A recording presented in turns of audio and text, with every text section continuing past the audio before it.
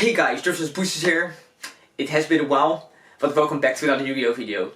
So, funny thing, today I participated in the Zoetermeer Spel and Meer regionals, which was one of the first regionals back in 2 entire years.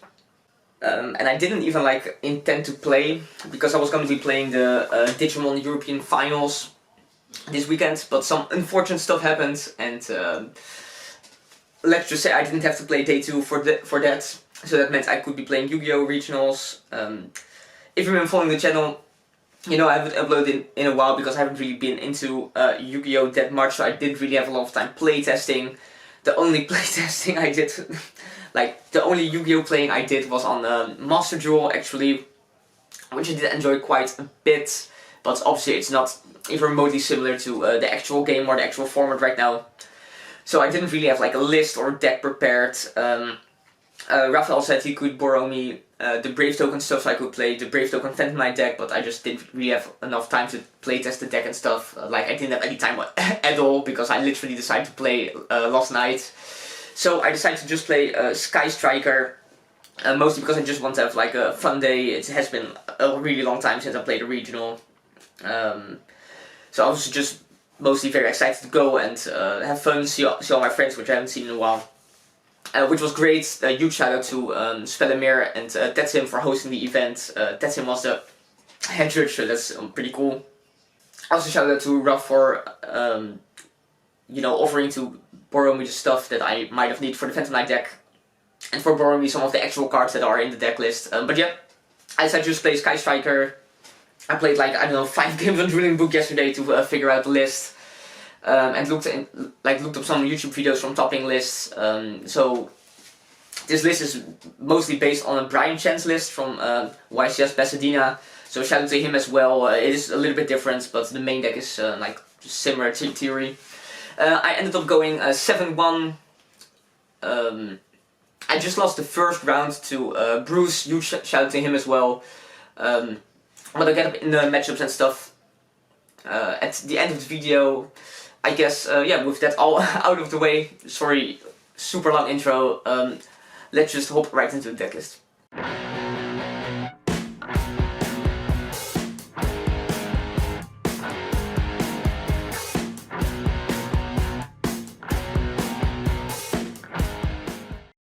Alright, so let's jump into the deck profile. As you're gonna see, I'm not gonna do it like monster spells or traps or anything like that, but more do it in the order of the engines I played and the reason I played the cards.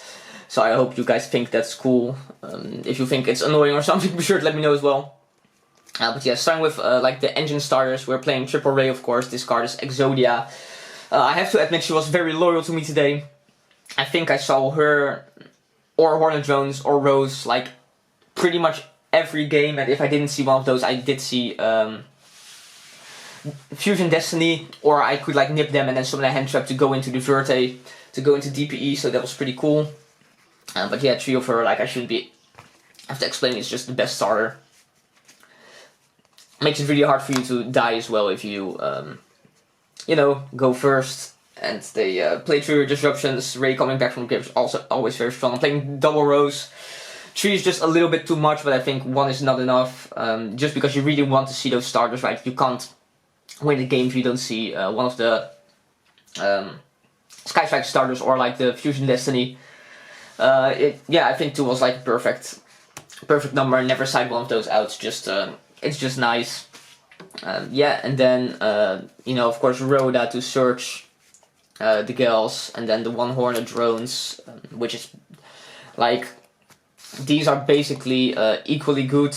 I guess one looks a little bit better because you can add it back with Kagari to make sure you have a follow-up next turn, even if your Shizuku gets ashed or impermed or whatever, which is nice.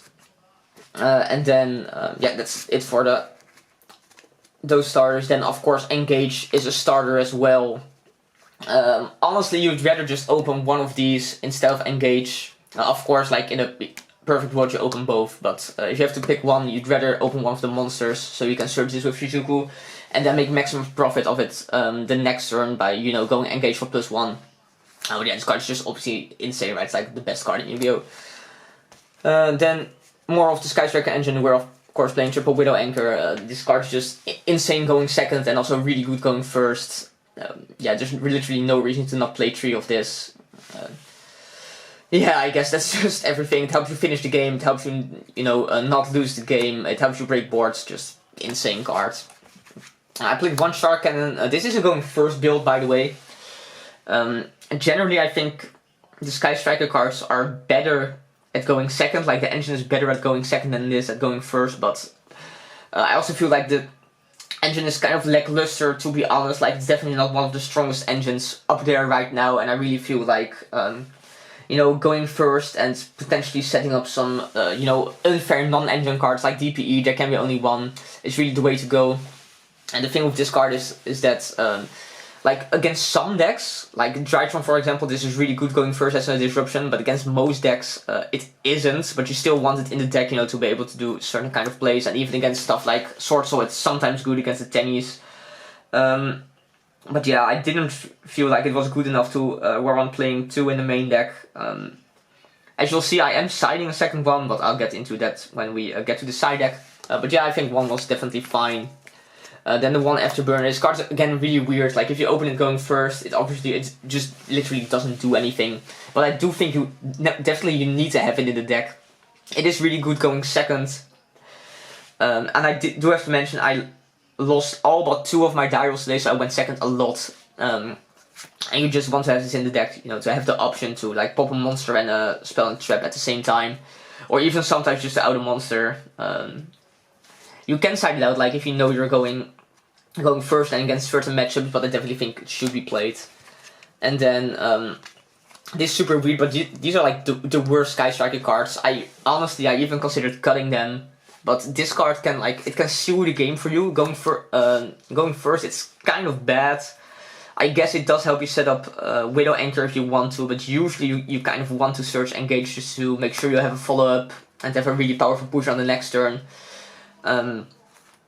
I did side this out actually a couple of times, just because against some matchups you're never going to go into the grind, like the insane grind game, so you don't really need this. And it's good going second though, because it will usually bait out the negate, because they kind of have to negate it, right? And then Area 0, it's just like sort of a consistency card, but you're playing like a really low amount of Sky Striker cards, which doesn't make it that good, but I still thought it warranted a spot. I do side it out like almost every game. These cards are just kind of weird. You definitely can get away with not playing them, but like I said, this card in some matchups it's definitely really good to have this. And yeah, this is just kind of a consistency card, but you can definitely go without playing this, which is super weird to say, but it is what it is. And then this is also engine, in my opinion, the Fusion Destiny. If you don't open with your Sky Striker engine, you can usually get to it via the Celestial Draw, and obviously DPE is just absolutely insane. I'm playing 41 cards, so technically you could just play exactly this deck list in the next format and just cut this, and then you're playing 40 cards, which is better anyway. Yeah, I'm not sure what I should say about cards. Obviously, it's crazy. And then the bricks that go with it, just Dasher and Celestial. I summoned Nibiru a couple of times from my hand with this, which is kind of cool. It sealed one of the games for me because I'd like double Nibiru and DPE on field after resolving this, which was kind of crazy. And then this is not an engine card per se, but it does almost always get you to the missing part of your engine. Like if you don't have the DPE stuff, it gets you to DPE. If you don't like a striker starter, it gets you to those. And if you have both, this can potentially, especially after signing, as you'll see, get you to really game winning and blow out the cards, which is really cool. I always do Prosperity for 6, like almost all the time. I did it for 3 like once because I already did it once, I think. Or because I was already in a super good position anyway. People are like, whoa, you bench 6, that's crazy. It really isn't. There's like a lot of stuff you can bench in the extra deck. As long as you keep like triple Kagari and the DPE, like, it's honestly kind of fine. And I also think playing 3 is correct. Of course, it does contradict with the Engage draw and the Celestial draw. But I just think it's too important to have access to your starters. And the deck is kind of prone to not opening those. So I really want to maximize the chance of seeing those. Yeah, and then the going second cards I'm playing Ash, just generically the best card, especially in Netherlands regional format. This card's just necessary. Then I'm playing triple Vader and triple Imperm. Like, this is basically the same card. Imperm is like a little bit better because you can draw it as a 6th card. It can usually trade with and negate still, but you need Vader in the deck to do the Hulky Celine combo, which I'm still playing. I think these are just generically the best traps, especially hand traps, especially Ash. And then I decided to also play triple Nibiru. Like, I'm not sure how I feel about this, to be honest. On one hand, this definitely won me some games just by, you know, game 1 Nibiruing my opponent, but also it was sometimes just stuck in my hand, and if it's stuck in your hand, you can't use the Celestial Draw, which is kind of annoying. And again, in Dutch regionals format, you're sometimes playing against decks where this isn't the best against, even though I do have to admit I got kind of lucky, and the matchups I played against, they were, well, I wouldn't say weak to Nibiru, but like you could actually activate it, and I definitely did win some games. With this, this was also like the 41st card. I was playing 2 Nibiru at first, but I was just kind of too scared of decks like the Bird deck. Even though you do need like some other hand trap to combo with Nibiru usually when you're playing against that. Not all the time though, but yeah. This card nice, and then for the last going second card I played double Droplet. There's just a lot of synergy with striker cards and Droplets. Also, you never know at Dutch regionals, like, am I gonna play for something like Dragoon, where it's just really cool to have, important to have a card like this. But I think 2 was fine. Like, it isn't that good going first because you need to sacrifice another card and stuff like that. It does help you get rid of Nibiru out of your hand though, if that's if you ever really need to do that. Didn't come up today, but it might happen for sure.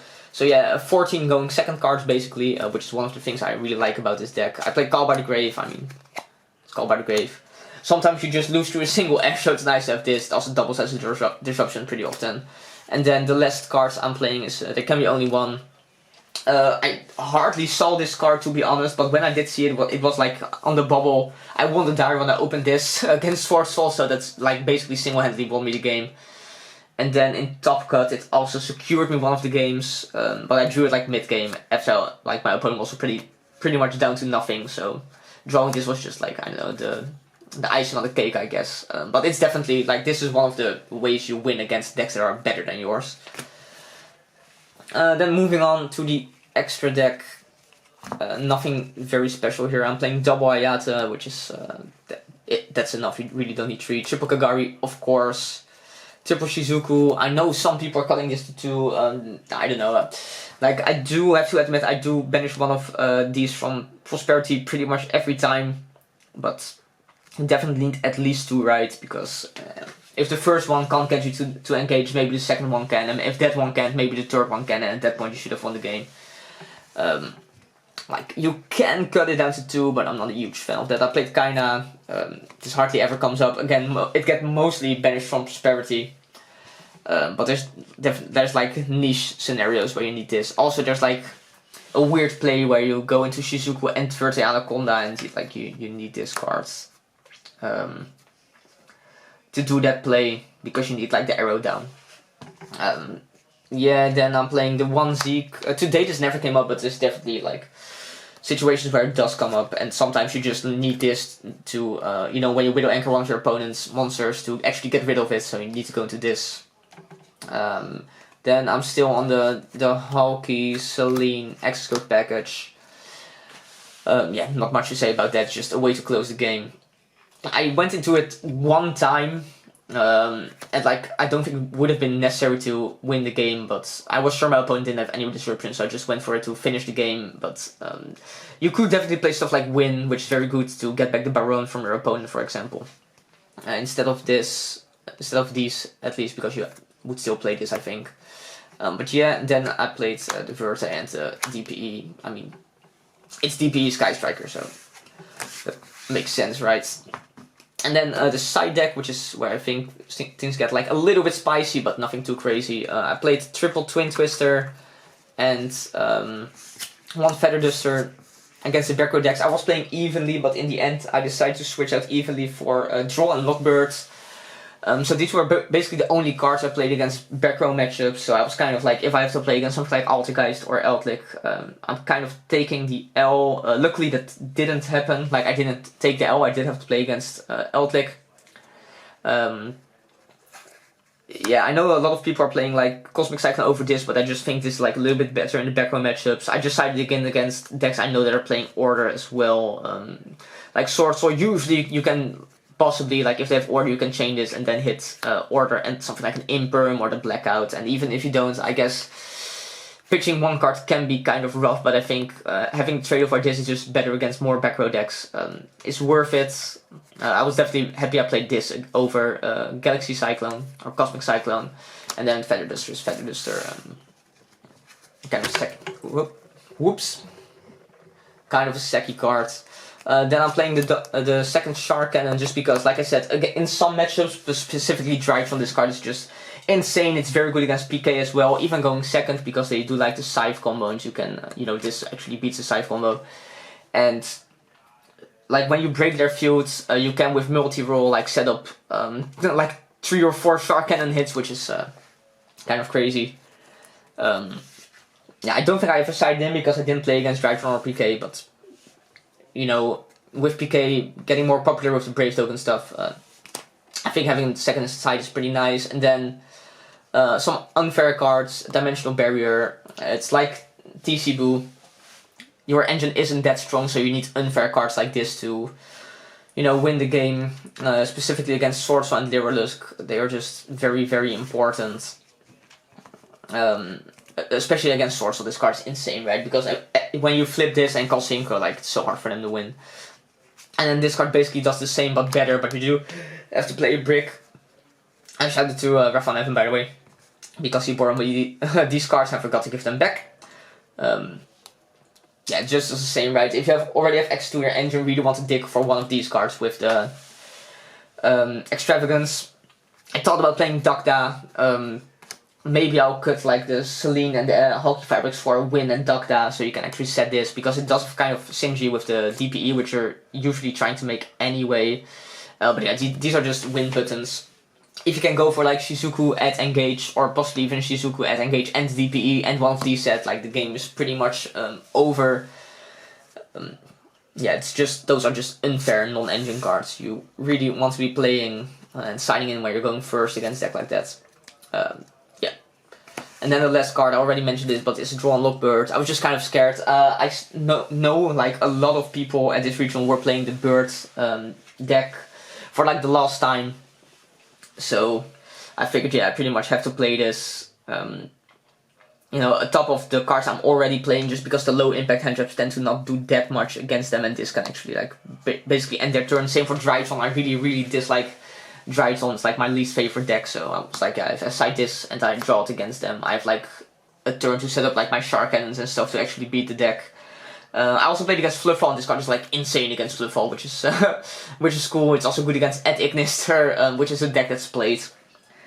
I think I drew this once against the Mech Knight FTK guy I played against, so that was nice as well, because that meant I wouldn't get FTK'd, which is nice. Not getting FTK'd is pretty cool. So yeah, that's the deck 41 in the main deck. Which like really goes against everything I stand for, but I just really didn't know what to cut, because I had like not enough time to playtest the deck. But yeah, it turned out fine, so that was pretty cool. So yeah, that was the deck list. I hope you guys enjoyed that. Be sure to let me know like what you think about the deck. Honestly, it performed way above expectation. I really didn't think I would top this event, let it go like 7-1. It was a regional, but we did play Top Cut. After Swiss I got 6th, because I lost the first round, and then I actually made all the way to the finals in the Top Cut part of the tournament, which was kind of crazy, and I beat Brute in top 4, which was my only loss in Swiss, so that was cool. A little redemption arc. Yeah, there were like 60 people, I think, so not that big. But definitely like bigger than any of the tournaments I've played in the past couple of years, or anybody in the Netherlands, for that matter. I do have to admit, like the Swiss portion of the tournament was pretty Dutch regionals for sure. Like first round I played against Bruce, who was playing Brave Token Plunder Patrol, which has crazy synergy for some reason, and I lost that one 2-1. Game 3 was a bit rough because I lost in time, and maybe I could have won like if we actually had time to play out the game, but Like, I'm not even sure I could have, if we did have the time. Then right after that I played against like Zombie, Hulky Firebreaks deck, which basically just ends on the Scythe lock with the Balderwatch. But I opened Nibiru game 1 and game 2. So that was just kind of game. Then in third round I played against Jerry, who was playing the Mech Knight FTK deck, like the hand loop extra deck thing, where they send like your entire hand and your entire extra deck to the graveyard. But I think game 1 he just passed against my Vader, and then game 2, I know, went into a little bit of a grind game, but again he didn't have combo or anything, so I just kind of grind through his food with DPE. Fun fact, I didn't summon like a single striker monster this entire match, I just won with DPE. Then in the fourth round I played against my friend Yuri, was playing Eldlick. Game 1 I got a little bit salty because he won the die roll set 4, I went like area 0 target one of my cards, he flipped order. So like, yep, of course, last regional where I will ever play against this card, hopefully. But he couldn't like get into his engine, and then eventually I just kind of beat him down with Raye, and he had to, you know, get rid of the order, and after that I had like a lot of cards in my hand to actually play through his stuff. And then game 2, I know it was like insane grind, but I won in the end, so that was 2-0 as well against Eldlick. Then in the fifth round I played against Fluffall, against Luke, very cool dude, very cool deck as well, and actually I won that one 2-1. One of the games I just got OTK'd like crazy. And then in the last round I played against my nemesis Jack. Always like this guy who goes to the same locals, and I can just literally never beat this guy. I've never won a match against him, but today was finally the day, because I won die roll, first die roll I won by the way, and I opened like Shizuku, there can be only one, and he just couldn't beat it. And then game 2, he played into Nip, I nipped him, and then, I know, like, it was a pretty long grind game, but eventually I won it as well.